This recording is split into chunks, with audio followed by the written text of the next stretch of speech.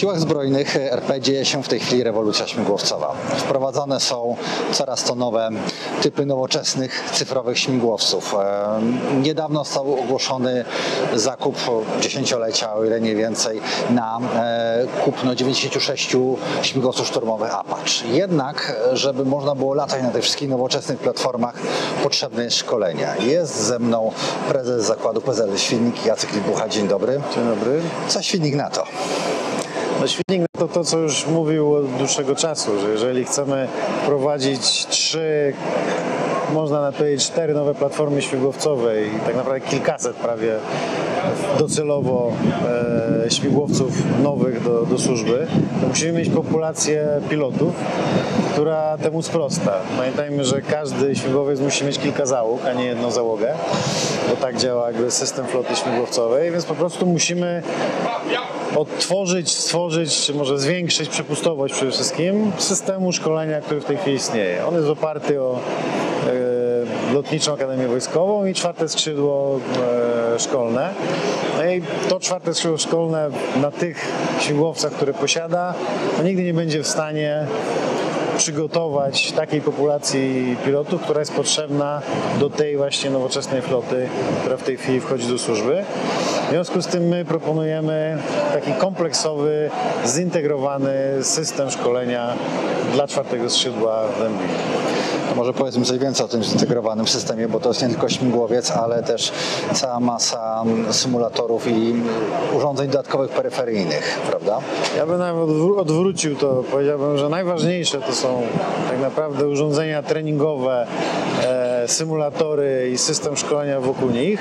Drugi pewnie z punktu widzenia ważności jest śmigłowiec, czyli platforma, która jest spójna z tymi urządzeniami treningowymi, razem z nimi, że tak powiem, rośnie i ma pewną modułowość. Natomiast nasza oferta ma też jakby w trzecim filarze, że tak to nazwę, również zabezpieczenie serwisowe i techniczne. Czyli my chcielibyśmy w idealnym świecie, żeby koledzy z Dęblina nie musieli sobie zaprzątywać głowy obsługą i przygotowywaniem technicznym śmigłowców, tylko my to chcemy wziąć na nasze barki, a oni niech się zajmą tym, co jest dla nich najważniejsze, czyli szkoleniem podchorągiem. Okej, a powiedzmy 2 zdania o tej platformie, bo zakładam, że poszukujemy czegoś uniwersalnego, takiego scyzoryka szwajcarskiego, który pozwoli zarówno wyszkolić pilota ciężkiego śmigłowca AW101, jak i śmigłowca szturmowego AH-64. Cały system my chcemy oprzeć o śmigłowiec AW109M Tracker, taki, który tutaj stoi za nami. Dokładnie taki można powiedzieć. Śmigłowiec jest, jeżeli pan popatrzy tutaj na to, co widać, produkowany w całości oprócz tych łopat w Świdniku. Chcielibyśmy też jakby montaż końcowy razem z awioniką i tak dalej, również i z oblotami przenieść do Świdnika. Także tym podstawowym jakby narzędziem, jeżeli chodzi o śmigłowiec, byłaby ta maszyna. To jest maszyna, która ma system awioniczny i oczywiście w związku z tym system szkoleniowy i symulacyjny, oparty o ten sam system, tę samą architekturę, jaką ma AW101, AW149, bardzo bliski do AH-64, więc maszyna, która jest w stanie pozwolić nam na te wszystkie nowe śmigłowce, które wchodzą do wojska, przygotowywać naszych pilotów.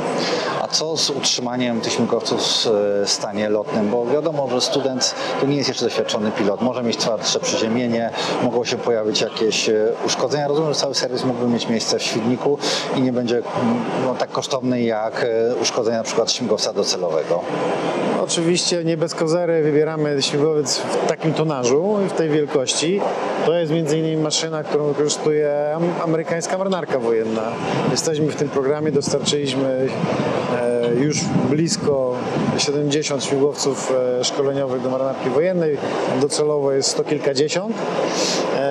Nie bez kozery właśnie w tym tonażu, dlatego że to musi być taki śmigłowiec, który jest w miarę tani do szkolenia. Właśnie po to, żeby można było jakby efektywnie i ekonomicznie tych podchorążych przygotowywać. Natomiast tak jak powiedziałem, w tym trzecim filarze naszej oferty my chcielibyśmy zabezpieczać.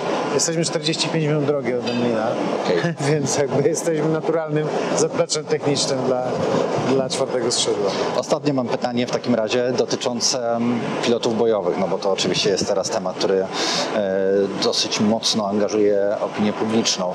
Co w przypadku już wyszkolonych pilotów, na przykład śmigłowców szturmowych, tych rzeczonych Apache, czy oni mogą na przykład korzystając z AW101 podtrzymywać swoje nawyki tak, żeby nie zużywać drogi eksploatacji maszyn bojowych? Czyli jeżeli mówimy o już wyszkolonych pilotach, którzy mają certyfikację na różne typy i to są piloci instruktorzy i tak dalej, to nie jest ten system szkolenia, o którym tu rozmawiamy. Rozmawiamy o systemie szkolenia dla początkujących tak naprawdę pilotów.